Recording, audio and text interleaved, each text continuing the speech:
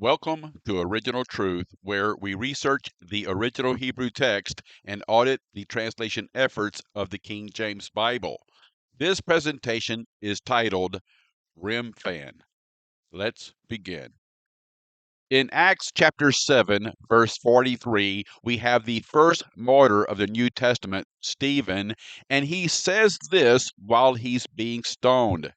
Yeah, you took up the tabernacle of Moloch and the star of your god Remphan, figures which you made to worship them, and I will carry you away beyond Babylon. Okay, so anything we find in the new, we know it exists in the old. So now let's look at Amos chapter 5, verse 26. And it says, But you have borne the tabernacle of your Moloch and Kiyun, your images, the star of your God, which you made to yourselves. Okay, so now I'm going to color code this to make it more clear so you can see how these two verses are related. And you can see the pink, the yellow, and the blue, how these two verses have a lot in common. So now we're going to add verse 27 of Amos, which says, Therefore I will cause you to go into captivity beyond Damascus. So now we have the remainder of Acts chapter 7, verse 43. Okay, so now to get clear understanding about what's taking place in these verses, let's research the original Hebrew text of Amos chapter 5, verse 26. Let's begin. Okay, so now we're looking at Amos chapter 5, verse 26, and here's my question. How many unique Hebrew words occurred in this verse? Let me be more clear. How many words in the original Hebrew text only occurred one time in the entire Old Testament original text, and it occurred in this verse?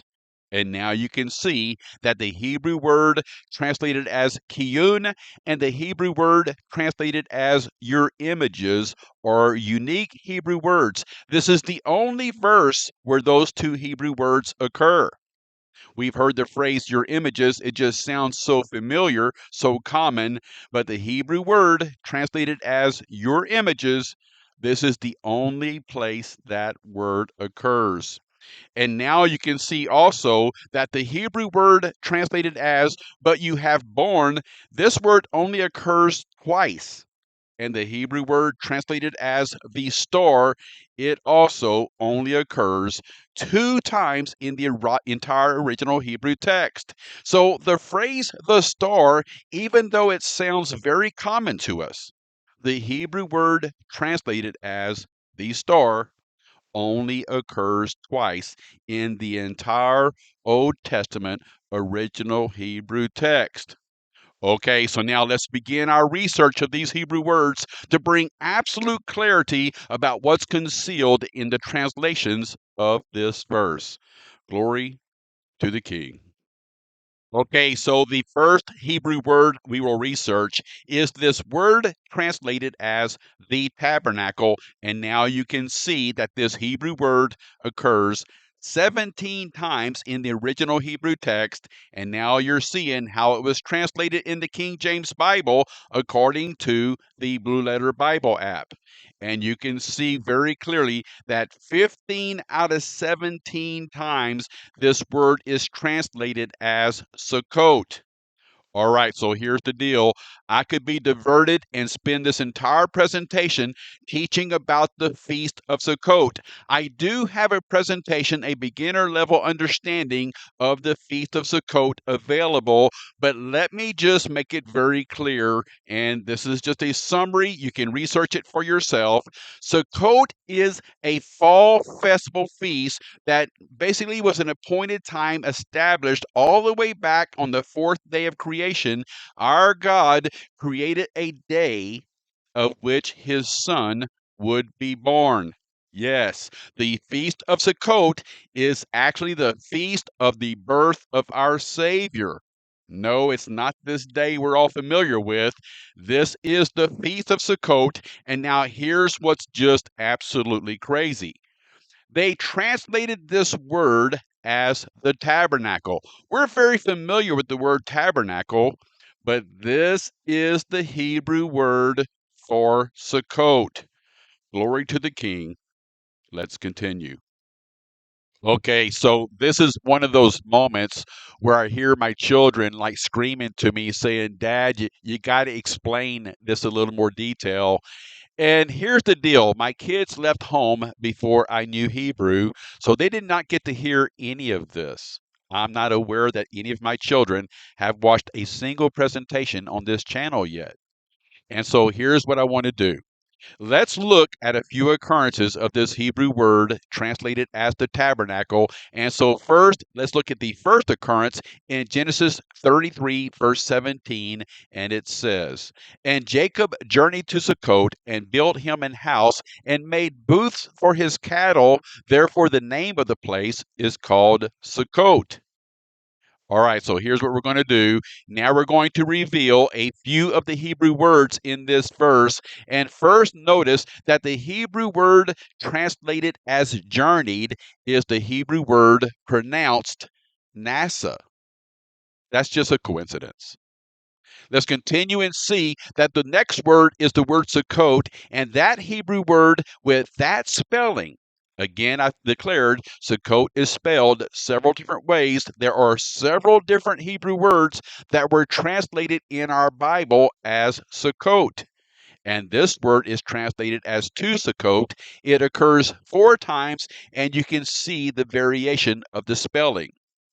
And it says, and built him an house. And here's what I find so amazing is some of the smallest Hebrew words, the spelling of these words are just remarkable. The Hebrew word translated as him, you read Hebrew right to left, is lamed vav.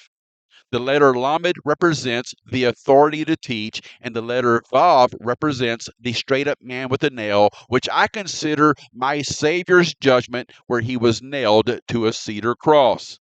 The Hebrew word for him is the authority to teach about the false judgment of my Savior who was nailed to a cross. All right, so here's the deal. I've said many times that the joy of knowledge is desiring to know and the experiences while you're seeking. There are so many experiences that you will enjoy while you're seeking understanding from the original Hebrew text. And now you can see that Jacob made booths. This word is pronounced sukkah for his cattle. This is the Hebrew word we're searching, but it does not have the letter vav. And so he said, the name of this place, I won't even go into detail and be diverted about this Hebrew word that occurs 121 times, translated as the place, is called, he said, this place is called Sukkot. And now we're seeing the first occurrence of this Hebrew word that we're researching that was translated as the tabernacle. Glory to the King. Let's continue. Okay, so if we apply this change, Amos chapter 5, verse 26 says, But you have borne Sukkot of your Moloch, and it continues, and that just does not make sense. Okay, so now let's continue and let's look at the 8th occurrence in Judges 8, verse 16. And it says, And he took the elders of the city and thorns of the wilderness and briars, and with them he taught the men Sukkot. I'm declaring this Hebrew word of is read because it shouldn't be there. There is no prefix to this noun. So he took these men in Judges 8:16. Who was this? This was Gideon. Gideon took these men and he took some thorns of the wilderness and briars, and with the thorns and the briars, he taught the men about Sukkot. Glory to the King. Let's continue. Okay, so now let's research this Hebrew word translated as thorns in Judges 8:16. And now you can see that I have revealed that this word is preceded by Vav Aleph Tav. I have the letter Vav in blue and Aleph Tav in pink. And you can see by the color coding that they translated the letter Vav as and. That is correct by the translation rules, which I don't always agree with. And you can see that these two letters in pink are Aleph Tav. I have an entire presentation on the Hebrew word Aleph Tav, the first and the last. And so now you're seeing that that was not translated. And I also have the letter S in thorns in red because I'm declaring that this word is not plural.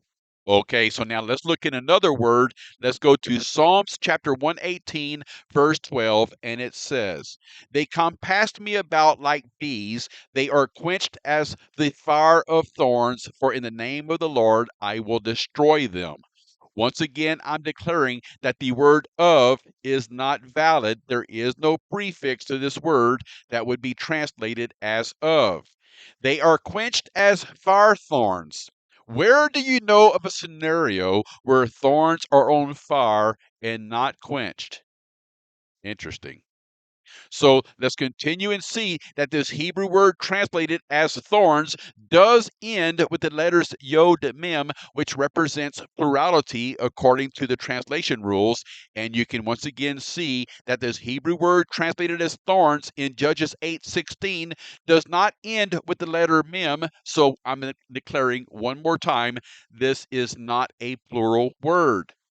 Let's continue now and let's look at Hosea chapter 10, verse 8. And it says, "The high places also of Aven, the sin of Israel, shall be destroyed. The thorn and the thistle shall come up," and it continues.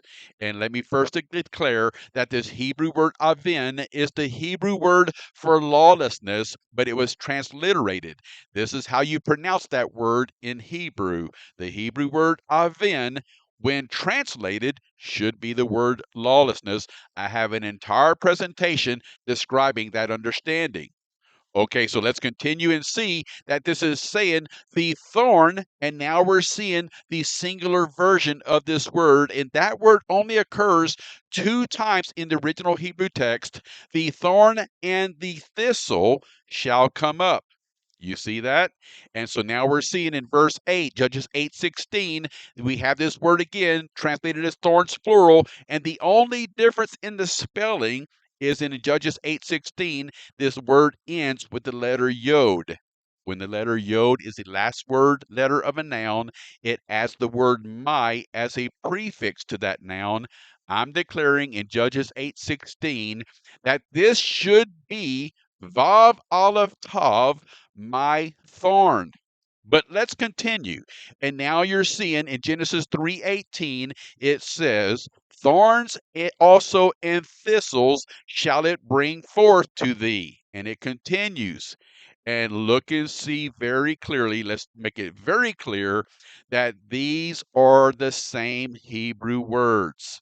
Thorns and thistles shall it bring. Look at the common understanding between Hosea 10:8 and Genesis 3:18. If you didn't research Hebrew, how would you know? Let me be even more clear and declare that we're digging deeper into understanding of these Hebrew words, but we're trying to make it very clear the significance of this Hebrew word Sukkot. Now you're seeing I'm showing both spellings. Various translations spell this word differently.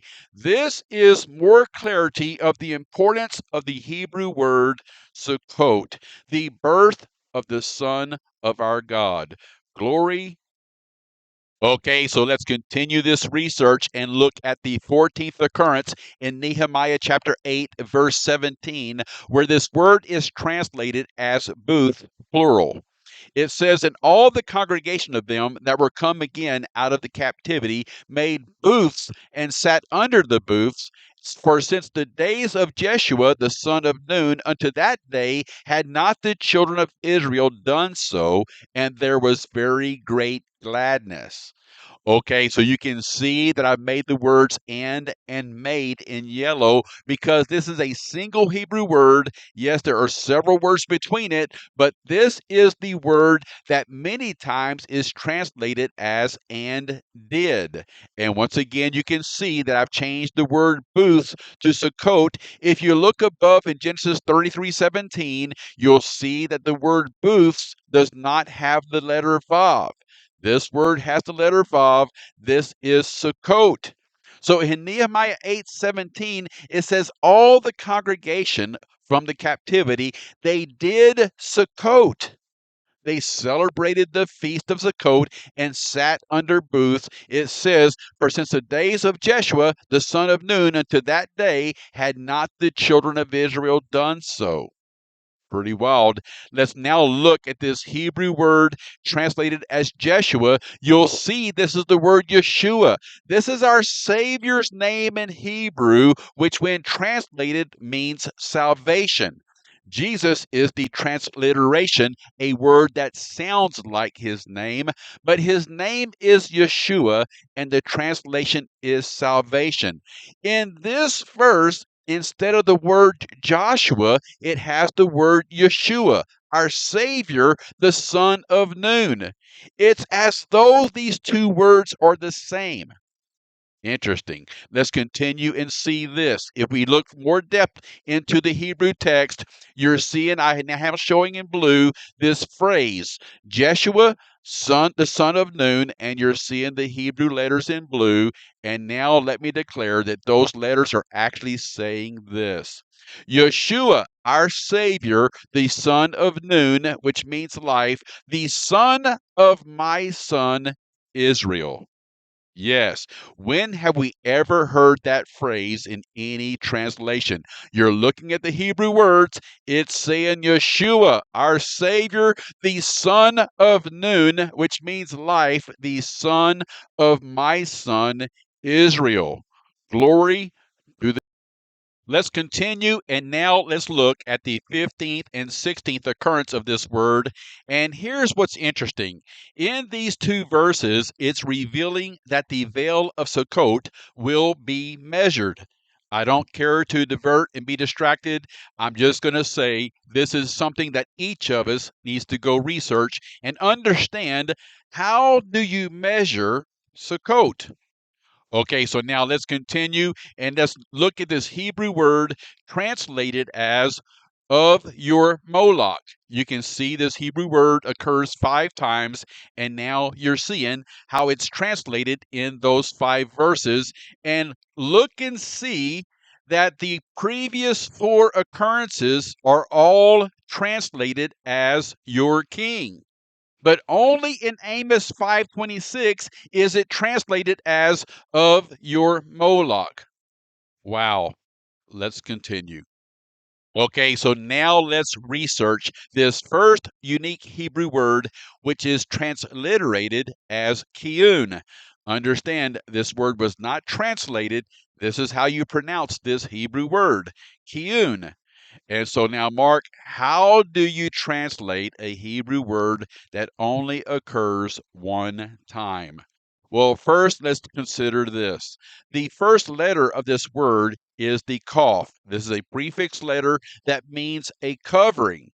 The remaining 3 letters are a Hebrew word that occurs 7 times in the original Hebrew text, and now you're seeing those 7 occurrences and how it's translated, and see that the first 3 occurrences is translated as the name Javan. Again, this is a transliteration.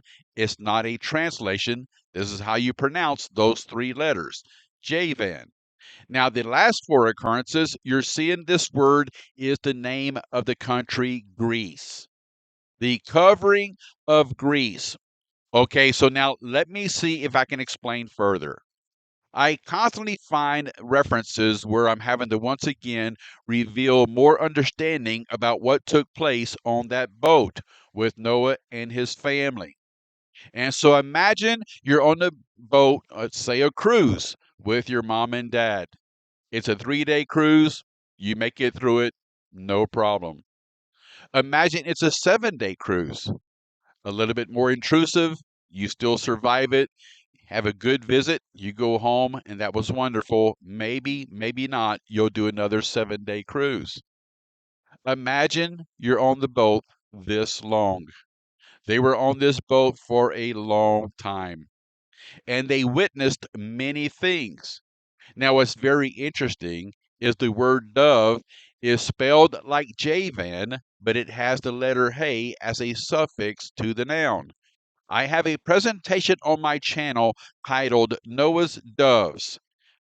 If you go watch that presentation, you'll see very clearly that while they were on this boat, there's a lot to be said about this dove that Noah sent out. They all witnessed this.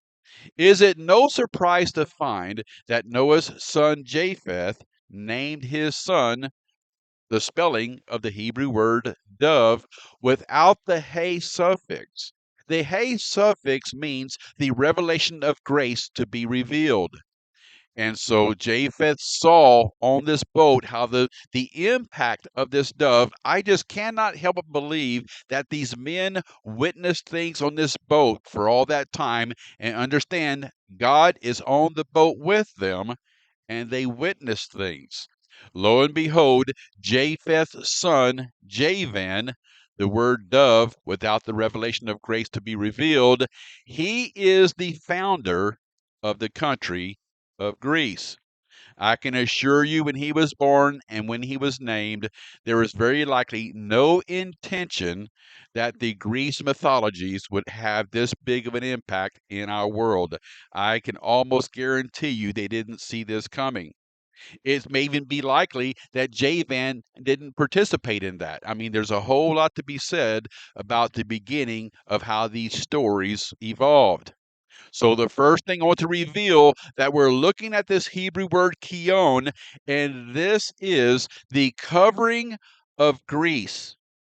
Craziness. Let's continue. Now we are ready to research the other unique Hebrew word in this verse that is translated as your images.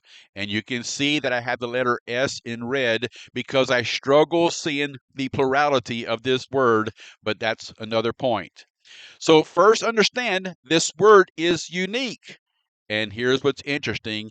In the King James Old Testament, the word image or the plural images occurs a total of 124 times. But again, this Hebrew word is unique. So here's my point. I don't think there's clear understanding of the importance of the word image in the original Hebrew text from the translations. I think we see the word image and we just cannot grasp the impact or the understanding of this word in the Hebrew text. So now let's go look at Genesis chapter 1, verse 26, and it says, "And God said, let us make man in our image after our likeness," and the verse continues, and now you're seeing the Hebrew word that was translated as "in our image." And once again, you're seeing that that Hebrew word is also unique. This is the only time you see that exact spelling of this Hebrew word. The first letter you see, I have it color coded, is pink. This is the letter bet, which means in. In Hebrew, it also means a house. And you see the word our in blue. The last two letters are the nun and the vav. The nun is life, and the vav is a straight up man with a nail. This is our Savior who was nailed to a cross. He was falsely judged. This word is saying, in the image of the life of our Savior who gave of himself. Wow. Let us make man in that image. All right, let's continue and look at Genesis 1, verse 27. It says, "So God created man in his own image. In the image of God created he him, male and female created he them."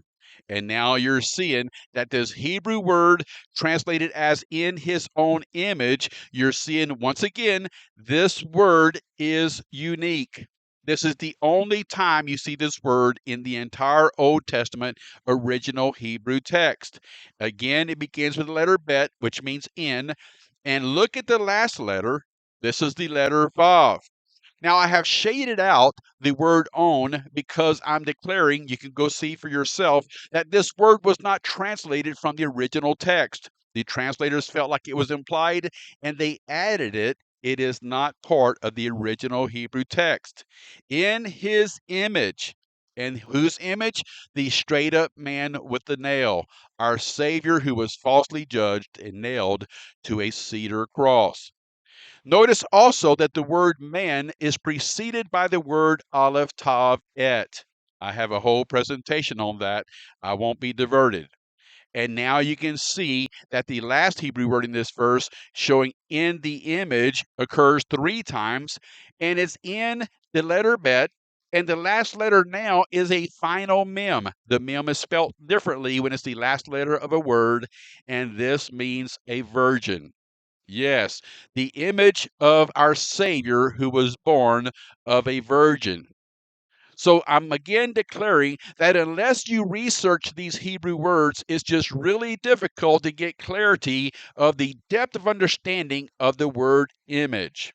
Okay, so one more point. Let's go back and look at this word images, plural. And for those that know Hebrew, you know that if you have this letter, these 3 letters for the word image with a yod mem, that would be the proper spelling of images. And now I'm here to declare that that word does not exist in the original Hebrew text. Glory to the King. Let's continue.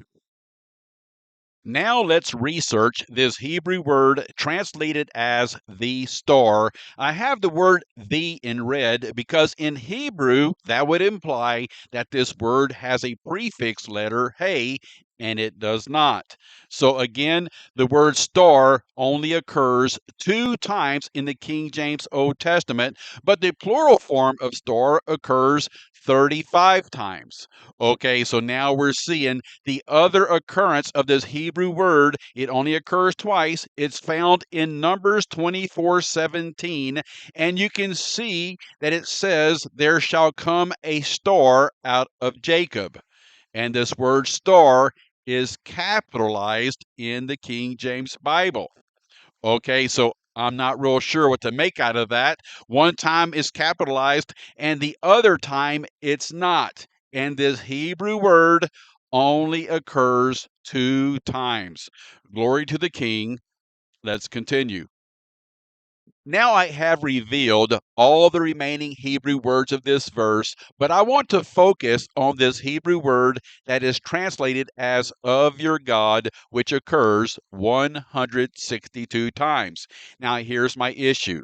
This Hebrew word is translated as of your God, and the word God has a lowercase g. This is implying that this is not referring to Yod-Heh-Vav-Heh, Yahweh, or Elohim. It's referring to quote unquote pagan gods. It's not referring to the God of Israel. It's referring to something with a lowercase g. So here's what I want to do. We have a presentation on our channel titled Elohim, and now you're seeing the spelling of Elohim. I want to make it very clear that the only difference in the spelling of these 2 words is the blue letter Kaf. All right, so here's the deal. In our Elohim presentation, we went through all 680 occurrences and revealed how every occurrence was translated in the King James Bible. And now you're seeing the first 40 occurrences of this Hebrew word that was translated as of your God with a lowercase g in Amos 5:26. I'm trying to find clear understanding about why they would translate this as a lowercase g and basically imply this has nothing to do with Yod-Heh-Vav-Heh or Elohim. All right, so now we're looking and seeing that on many occurrences, almost all occurrences, this word is preceded by Yod Hey Vav Hey in the original Hebrew text and is almost always translated as the Lord your God.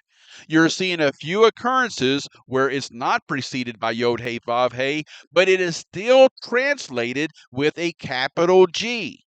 It's still your God with a capital G.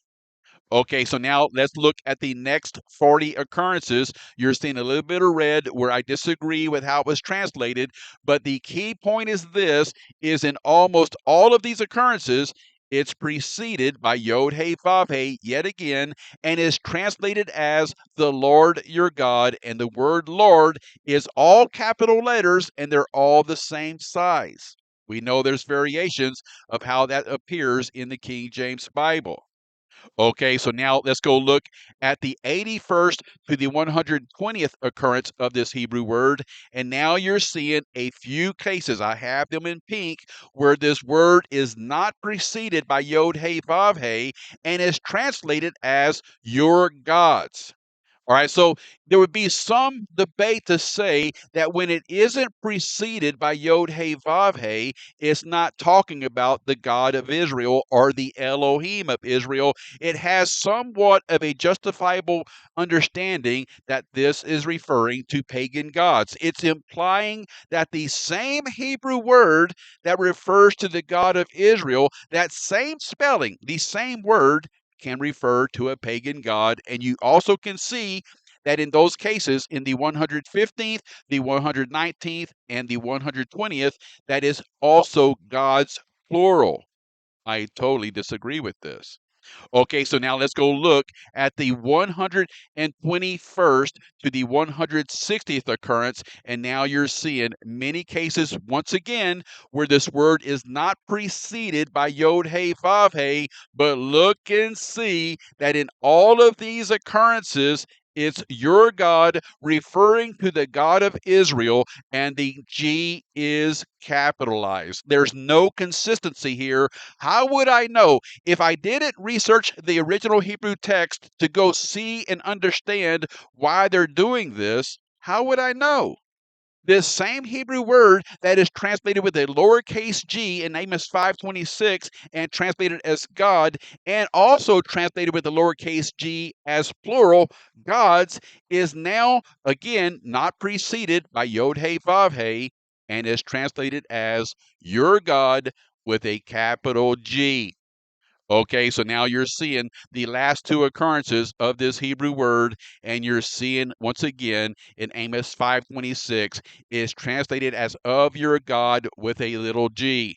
Okay, Mark, so what's your point? I'm declaring just vehemently that this is the God of Israel. This Hebrew word represents the God of Israel. This is not referencing other gods. And so we will continue and research this further. Is there other occurrences in the Hebrew text where Israel created images to represent their God? Did Israel ever create an image and call this image Yod He Vav He, the God of Israel? Glory to the King. Let's continue. Let's look at Exodus chapter 32, verse 1, and it says, "And when the people saw that Moses delayed to come down out of the mount, the people gathered themselves together unto Aaron, and said unto him, Up, make us gods which shall go before us, for as for this Moses, the man that brought us up out of the land of Egypt, we wot not what is become of him." And so now you see we have this Hebrew word, Elohim, which is translated as gods, plural. Okay, so wait a minute. Let's now go look and see if that's God's plural. Then if we remove the Yod Mem, that would be God singular, right? And so now we're seeing this Hebrew word without the Yod Mem occurs 370 times in the original Hebrew text, and you're looking at the first 100 occurrences, and this word is translated as these. No, I'm not saying this is correct either. I'm saying you can take the word El, which we researched in our Elohim presentation, you can add the letter He to it, the revelation of grace, and they translated this as these. Okay, so here's my point. We can go back to Exodus 32 and 1, and here's what I'm declaring. They were making an image of the God that brought them out of Egypt. They were not making a pagan image. This should not be a little g, and it should not be plural. They were making an image of their Elohim to take before themselves. They were making an image to themselves of their Elohim. This is the first time they did it, and they did it again in Amos chapter 5, verse 26. Let's continue. Okay, so before we continue, I want to review the journey of this presentation. We started with Acts 7:43, and we saw the resemblance of understanding between Acts 7:43 and Amos 5 verses 26 and 27. We've now researched several Hebrew words in Amos 5:26, and now you're seeing our understanding of how these words should have been translated. You see an incredible variation of translation between what was provided in the English translations and our research of Amos 5:26. Okay, so now we're ready to research this Hebrew word that was translated as, but ye have borne. Now, I'm showing this picture of Remphan's star, and I'm also showing this picture of David relocating the temple, the Ark of the Covenant, on a cart. And we know the story. The oxen tripped, and Uzzah went to help, and God struck Uzzah dead for touching the ark inappropriately. Now, here's what's interesting. Before I continue, let's just ask ourselves the simple question. Okay, Mark, you got to tell me, is the Star of Remphan the Star of David? And here's what the internet said. Historically and biblically, the Star of Remphan and the Star of David are considered distinct, though some modern interpretations attempt to link them based on their shared 6-point hexagram shape. Okay, so it's making it very clear that our understanding of a 6-point star is true for both. So the key differences. It says the Star of Remphan mentioned in the New Testament, Acts 7:43, and referenced in the Old Testament, Amos 5:26. Oh, look at this. They're even telling us this is related. This star refers to an idol worshipped by Israelites in the wilderness. They're trying to say this is separate. This is not something that's done today. It's not something done in the past. It was something done while in the wilderness. That's what they're trying to tell us. Scholars generally identify it as a representation of the planet Saturn, which ancient people called a wandering star. There you have it. That's their understanding of the Star of Remphan. Now, the Star of David, it says this symbol has no direct biblical roots. Its earliest religious use appears in the 11th century Leningrad Codex, and it only became a widespread emblem for Jewish identity in the 17th century. Historically, the menorah was the primary symbol of Judaism. Wow. Okay, so now we're going to continue our research of this Hebrew word, but ye have borne. Glory to the King. Okay, so Amos 5:26 is the second occurrence of this Hebrew word. The first occurrence is in Genesis 45, verse 19, and it says, Now thou art commanded, this do ye, take ye wagons out of the land of Egypt for your little ones and for your wives, and bring your father and come. Okay, so this Hebrew word translated as but you have borne is translated as and bring. Okay, Mark, we have researched almost every Hebrew word in Amos 5:26. Give me a summary of understanding of the purpose of this presentation. Okay, let's return to Acts 7:43. We have this declaration from the first martyr of the church, and he says, You took up the tabernacle of Moloch and the star of your god Remphan. Now we have clarity of the origin of this star of Remphan. There is no doubt that this star is the worship of a pagan image. This is a violation, a transgression of the second commandment. Now, what's very interesting is we now have clarity that the Star of David has no biblical roots. Interesting. How is that different? We have a star that is a pagan star, and we have another star that has no biblical roots. And so Stephen is telling us in the book of Acts that what was taking place in Amos many hundreds of years prior is still taking place even after the resurrection of our Savior.